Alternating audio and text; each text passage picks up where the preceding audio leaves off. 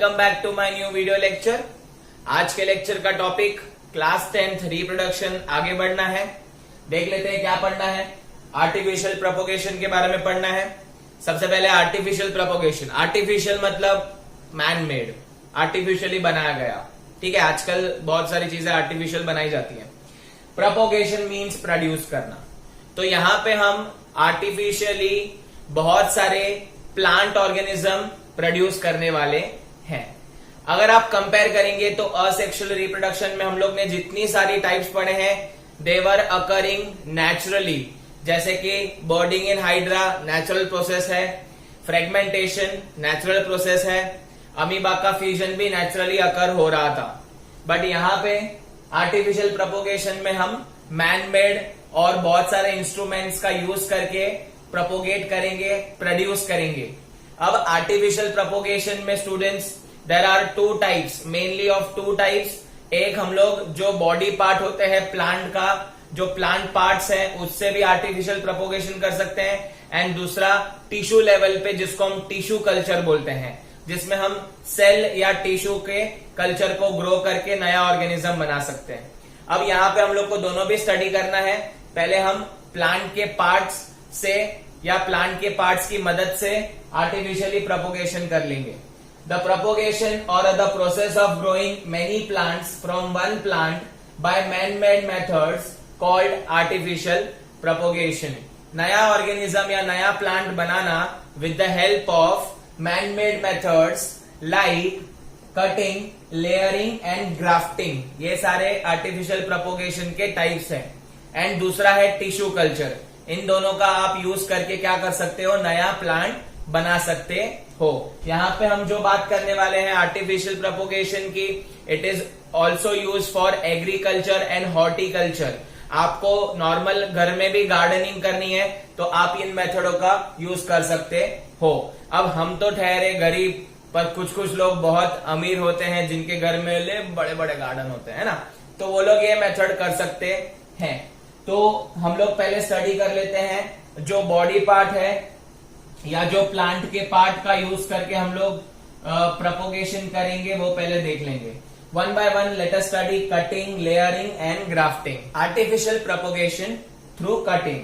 अब कटिंग नाम ही देखो स्टूडेंट्स, इसमें आपको क्या करना है, जो पेरेंट प्लांट है उसका कोई भी एक बॉडी पार्ट या कोई भी आपको पार्ट, स्टेम, रूट या लीव्स, वो कट करना है एंड उसको आपको सॉइल में ग्रो करना है। But the condition is it should have और it must have a bird. उसके अंदर बर्ड होना चाहिए जहां से ग्रोथ एक्चुअली होने वाली है। So a small part of a plant is removed by making a cut with a sharp knife से कट करना है।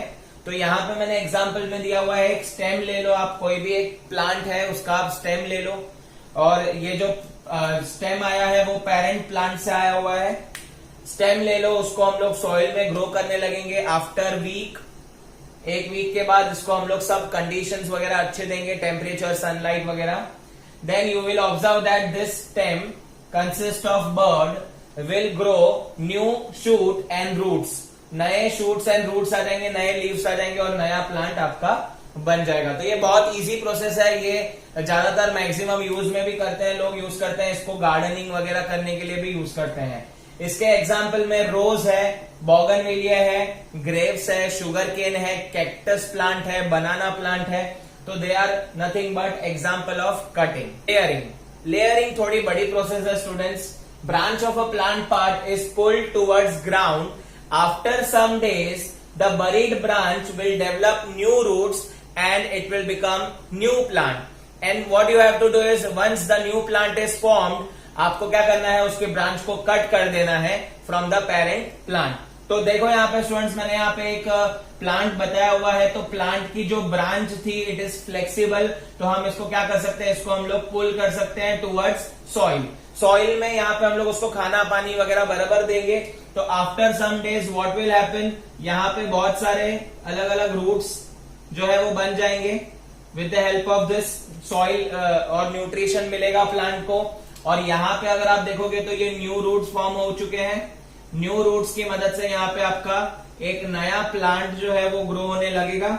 And this new plant is known as new organism. ये आपका नया प्लांट ग्रो होने लगेगा and obviously it will be similar as parent plant, तो ये सिमिलर रहेगा। तो न्यू प्लांट ऑर्गेनिज्म हमारा फॉर्म हो गया।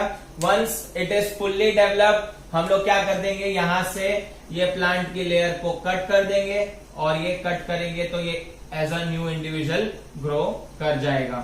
आप ये लेफ्ट हैंड साइड और राइट हैंड साइड भी कर सकते हो। एट अ टाइम आपको अगर many plants you want, at a time you want many plants, तो हम उतनी ब्रांचेस ले सकते हैं। तो यहाँ पे एक बेनिफिट हो गया कि आपको जितने प्लांट्स चाहिए उतने आप उगा सकते हो with the help of layering. तो लेयरिंग आपको समझा स्टूडेंट्स, एकदम इजी है। इसके एग्जाम्पल में अगर बात करेंगे तो jasmine is very important example, चमेली जिसको बोलते हैं हिंदी में, लेमन है, स्ट्रॉबेरी है, रास्पबेरी है, हिबिस्कस, गणपति बप्पा मोरिया वाला प्लांट जो है हिबिस्कस, वो भी यहाँ पे हम लोग यूज करते हैं with the help of layering. And यहाँ पे बहुत सारे प्लांट्स आपको मिलते हैं। तो this is the advantage of layer. Next artificial propagation is grafting. Grafting थोड़ा सा मेहनत वाला मेथड है, देख लेते हैं क्या करना है इसके अंदर, but it is widely use method. इसके एडवांटेजेस भी बहुत सारे हैं, वो भी डिस्कस करता हूं। Grafting, in this method we cut stem of two different part of a plant, one with root, other without root। अभी आपको क्या करना है, दो डिफरेंट प्लांट लेने ऑफ अ सेम स्पीशीज, ठीक है। एप्पल लिया है तो दूसरा भी एप्पल होना चाहिए, ग्रेप्स है तो ग्रेप्स लिया है तो दूसरा भी ग्रेप्स होना चाहिए। अब यहाँ पे क्या होगा स्टूडेंट्स, आपको ऑलरेडी जो एक प्लांट है वो रूट के साथ उसका स्टेम होना चाहिए, ठीक है, और जो दूसरा है वो विदाउट रूट होना चाहिए। तो जो स्टेम अगर हम लोग रूट के वाला रूट साथ में लेंगे तो उसको हम लोग बोलते हैं स्टॉक, वो वाले स्टेम को हम बोलेंगे स्टॉक। एंड स्टेम होगा विदाउट रूट, उसको बोलेंगे सायन, ठीक है। दो चीज है, स्टॉक एंड सायन। स्टॉक मतलब रूट है, सायन मतलब रूट नहीं है। तो आप यहां पे देख पा रहे हो, मैंने यहां पे एक स्टेम लिया है, इधर रूट्स नहीं है अपर पोर्शन में, इसको हम बोलेंगे सायन। एंड यहां पे आप देख सकते हो इधर रूट्स है इसके स्टेम में, तो हम लोग इसको बोलेंगे स्टॉक, ठीक है। अब आपको कटिंग करते वक्त याद रखना है, जो भी आप स्टेम लेंगे उसको आप स्लांट कट करेंगे 45 डिग्री पे, ताकि अच्छे से ये क्या हो जाए, फिट हो जाए। अब आपने सायन लिया विदाउट रूट वाला स्टेम, वो स्टॉक के साथ हम लोग ज्वाइन कर देंगे, एक के ऊपर एक रख देंगे, ठीक है। अब इसको हम लोग कवर कर लेंगे पॉलीथीन की शीट से, या हम लोग इसको क्लॉथ से भी कवर कर सकते हैं। कवर करने का यही रीजन है कि यहाँ पे कोई बैक्टीरिया वगैरह, फंगस वगैरह जनरेट ना हो। अब ये कवर करने के बाद थोड़े दिनों के बाद आप इसको प्रॉपरली नरिशमेंट दोगे तो ये as a individual plant grow करेगा, एंड वो भी आपके डिजायर कैरेक्टरिस्टिक्स वाला। डिजायर कैरेक्टरिस्टिक्स मतलब क्या, एप्पल जब हम लेने जाते हैं तो मम्मी अच्छे अच्छे एप्पल ढूंढती है, कोई भी वेजिटेबल ढूंढने जाते हैं तो हम लोग अच्छे अच्छे वेजिटेबल ढूंढते हैं। क्यों? क्योंकि उसके डिजायर कैरेक्टरिस्टिक्स है। फॉर एग्जाम्पल अगर हम लोग मैंगो लेने जाते हैं तो मैंगो मीठे होने चाहिए, ठीक है। अगर ग्रेप्स वगैरह लेने जाते हैं तो वो भी मीठे होने चाहिए, तो वो डिजायरेबल कैरेक्टरिस्टिक्स है। तो इसकी मदद से, ग्राफ्टिंग की मदद से हम डिजायर कैरेक्टरिस्टिक्स वाला प्लांट ग्रो कर सकते हैं। कैसे? देखो, हम लोग जो भी सायन लेंगे या जो भी स्टॉक लेंगे वो अच्छी क्वालिटी का लेंगे, है ना। अगर हम अच्छी क्वालिटी का लेंगे तो ही तो ये प्लांट और अच्छी क्वालिटी का बनेगा। मम्मी और पापा दोनों में क्वालिटी होंगी अच्छी तो बच्चे में आएंगी।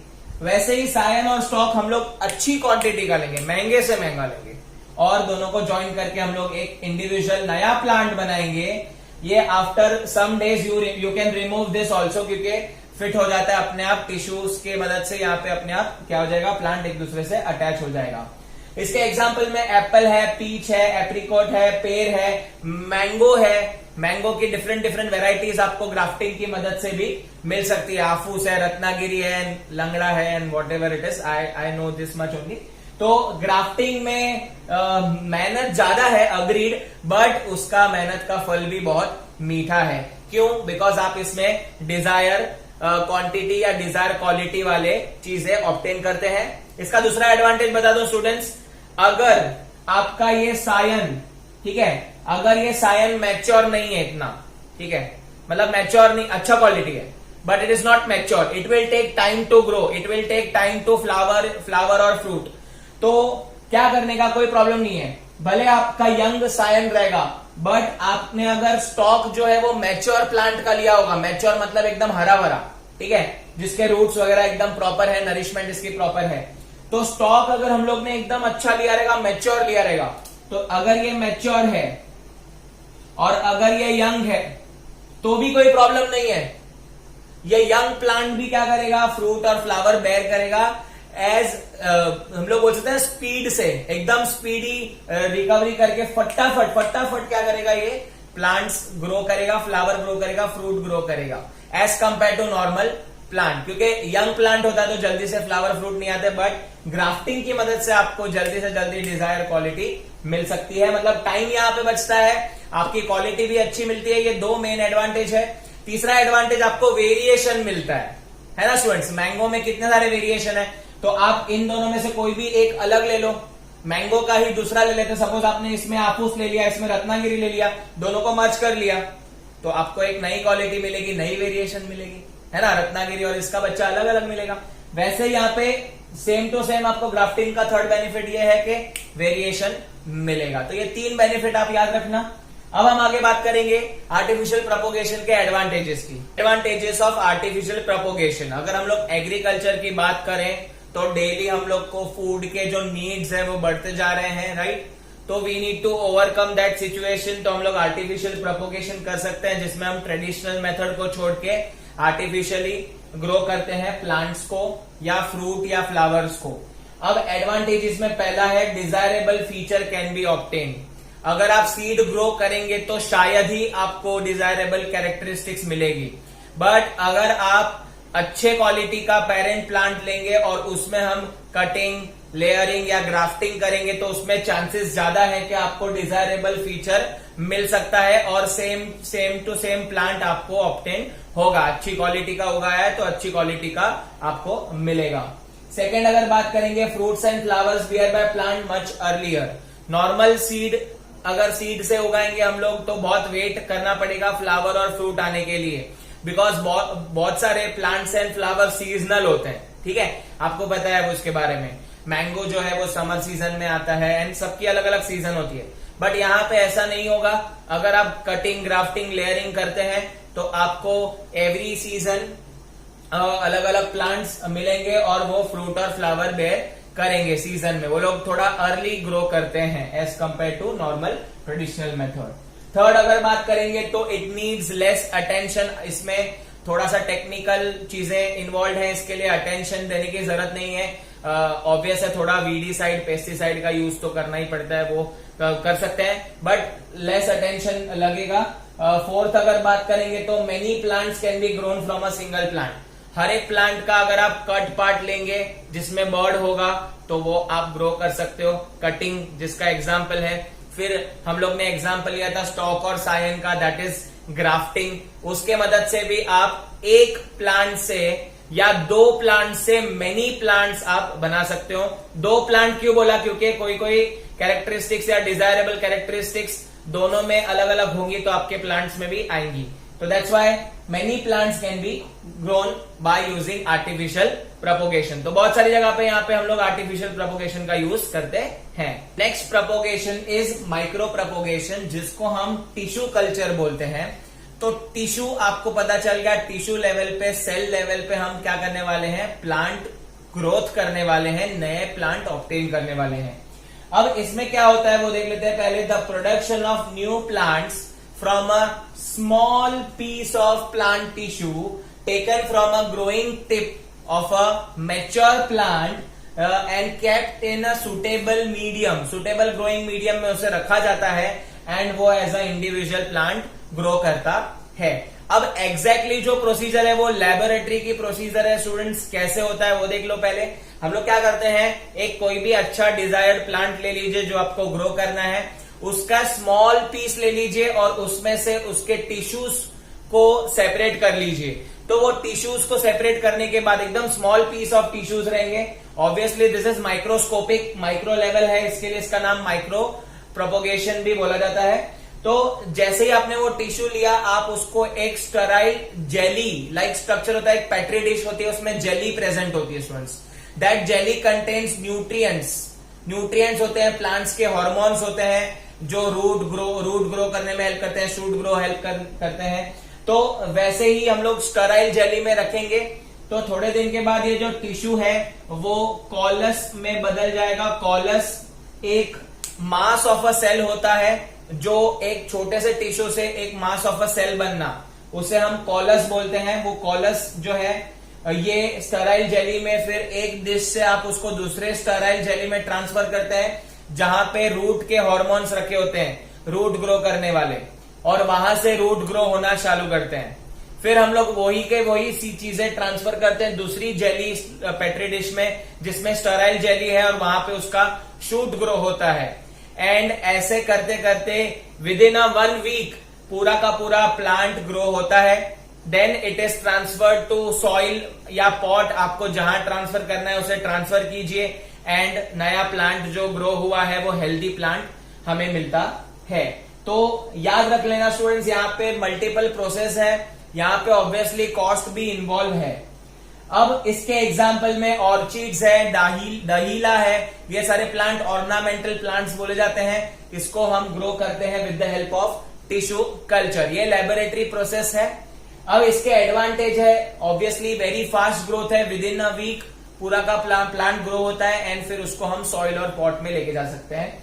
सेकेंड, जो प्लांट होगा वो डिजीज फ्री होगा। ऑब्वियस है, स्टेराइल जेली का मतलब वहां पे कोई भी डिजीज, माइक्रो ऑर्गेनिज्म, माइक्रोब्स आ नहीं पाएगा, बैक्टीरियाज अटैक नहीं कर सकते। थर्ड, अगर हम लोग बात करेंगे तो plant can grow irrespective of weather. कोई भी वेदर आने दो, कोई भी सीजन आने दो, प्लांट हार्मोन्स हमने ऑलरेडी दे दिए हैं, तो ऑब्वियस है हमको यहाँ पे प्लांट कोई भी वेदर, कोई भी सीजन पे इरिस्पेक्टिवली ग्रो करेगा। फोर्थ, अगर बात करें तो छोटी, कम से कम जगह यहाँ पे लगती है। आपको पूरा ग्राउंड या पूरा गार्डन खरीदने की जरूरत नहीं है, आप छोटी जगह में भी पूरे बहुत सारे प्लांट्स ऑब्टेन कर सकते हैं। तो this is much better way, tissue culture is much better than artificial propagation, but again it all depends on cost and आप कितना टेक्नोलॉजी का यूज करते हैं उस पर भी डिपेंड करता है स्टूडेंट्स। तो अगर आपको पॉकेट फ्रेंडली रहना है तो artificial propagation is very best method. आज भी बहुत सारी जगह पे आर्टिफिशियल प्रोपोगेशन करा जाता है, ठीक है। एंड टिश्यू कल्चर का यूज तो है वो तो बहुत कम है।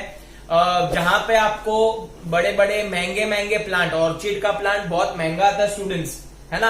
आप में से किसी ने किसी को दिया है क्या? नहीं, तो बहुत महंगा आता है, आप जाके चेक कर लेना। तो ऑब्वियसली कॉस्ट इफेक्टिव भी होता है। सो ये था पूरा का पूरा प्रोपोगेशन के बारे में। After studying asexual reproduction and its types, the question arises, do organism create exact copies in asexual reproduction? क्या पेरेंट अपने जैसा ही डॉटर सेल बनाएगा जो उसकी एग्जैक्ट कॉपी होगा?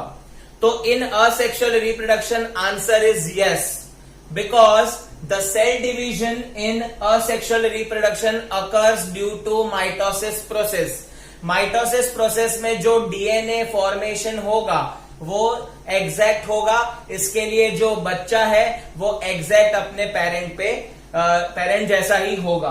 तो यहां पे पहले बता दूं, जेनेटिक मटेरियल है जो इंफॉर्मेशन ट्रांसफर करता है from parent to child, parent to offspring जो है वो जेनेटिक मटेरियल ट्रांसफर करता है, उसका नाम है डीएनए, डीऑक्सी राइबोन्यूक्लिक एसिड। ये प्रेजेंट होता है हर एक बॉडी स्ट्रक्चर, हर एक जो लिविंग ऑर्गेनिज्म है उसके सेल में न्यूक्लियस होता है, वो क्रोमोसोम के फॉर्म में प्रेजेंट होता है। ये डीएनए में डिफरेंट जीन्स होते हैं जो इंफॉर्मेशन स्टोर करते हैं। आपके बालों का कलर, आपकी आंख का कलर, आपकी हाइट, सब चीजें यहाँ पे रिकॉर्डेड रहती है। अब स्टूडेंट्स, इन असेक्सुअल रिप्रोडक्शन क्या होता है? फॉर एग्जाम्पल, अगर मेरे पास यहाँ पे सेल है, इसके अंदर न्यूक्लियस है और डीएनए देख पा रहे हो क्रोमोसोम के फॉर्म में। यहाँ पे इसका जो 23 पेयर्स ऑफ क्रोमोसोम है, जिसको हम बोलेंगे 46 क्रोमोसोम, फॉर एग्जाम्पल ऐसे समझो ये 46 क्रोमोसोम्स प्रेजेंट है, 23 पेयर्स या 46 क्रोमोसोम।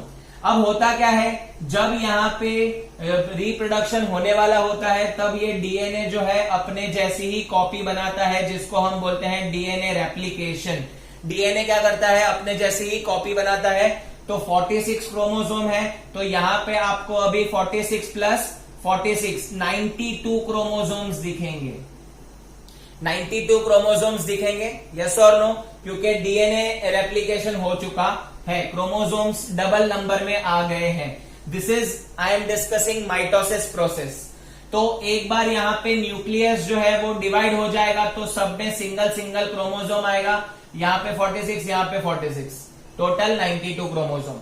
तो फर्स्ट आपका न्यूक्लियस डिवाइड होता है, बाद में आपका साइटोप्लाज्म डिवाइड होगा। तो यहाँ पे आप देख पा रहे हो स्टूडेंट्स, यहाँ पे न्यूक्लियस के बाद साइटोप्लाज्म डिवाइड हो गया और यहाँ पे 2 डॉटर सेल आ गए, ईच कैरिंग 46 क्रोमोसोम्स। तो यहाँ पे कितने क्रोमोसोम थे? 46। डॉटर सेल में कितने क्रोमोसोम है? 46। दोनों में 46, 46। इसका मतलब यहाँ माइटोसिस परफॉर्म हुआ है और एग्जैक्ट कॉपी ऑफ डीएनए यहां से यहां ट्रांसफर हुआ है।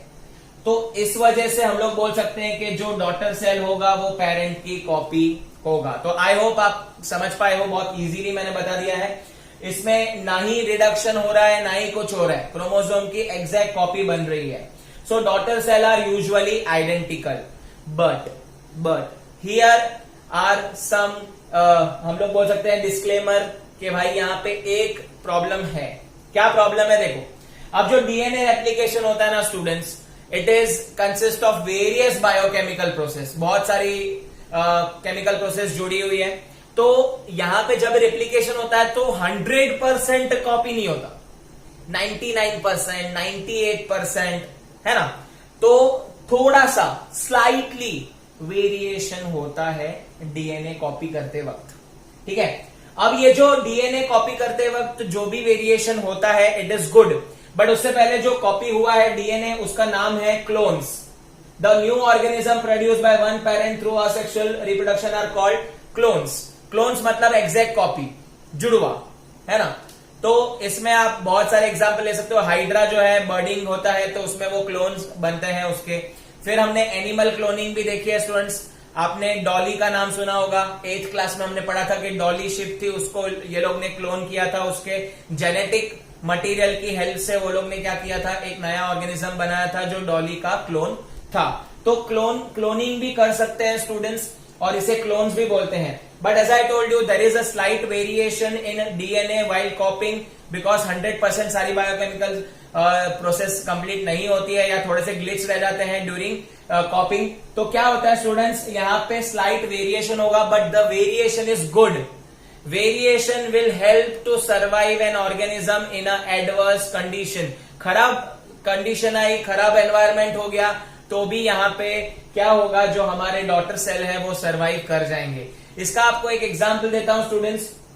बहुत टाइम पहले अगर हम लोग बीटल की बात करते हैं तो आपको ये एग्जांपल एक्चुअली आगे के चैप्टर में फिर भी मैं आपको दे देता हूं। तो बीटल्स जो होते थे पहले वो रेड कलर के, उनके जो स्ट्रक्चर होता था वो रेड कलर का होता था, उनकी स्किन का कलर रेड होता था। बीटल्स, छोटे छोटे बीटल्स जो है वो लीफ पे सर्वाइव करते थे वो लोग। तो वो बीटल्स जो थे, स्ट्रक्चर थे वो लोग, उनके जो बॉडी स्ट्रक्चर था it was red in colour.